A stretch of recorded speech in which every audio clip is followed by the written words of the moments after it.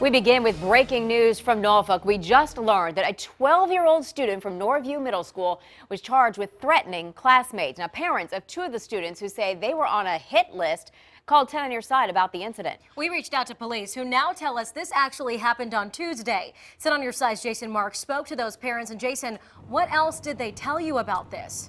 Well, guys, school just let out here at Norview Middle School just a couple minutes ago. I can tell you two students were not with their other classmates, and that's because they're just too scared to come back to class.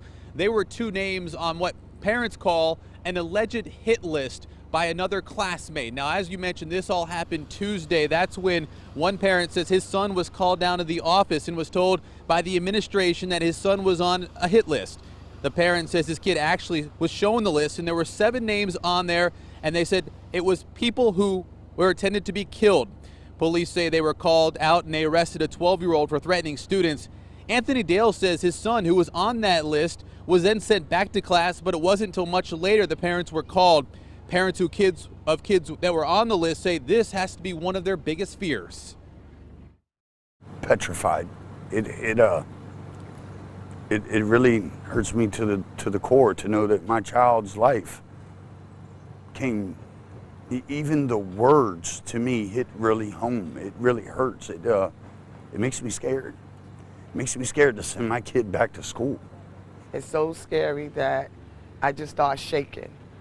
On August the 27th, I buried my only baby brother, and it's a coincidence that my son is on a hit list. I walked in the house, my son, the first thing he said, I don't want to be killed like my uncle. So that is very scary.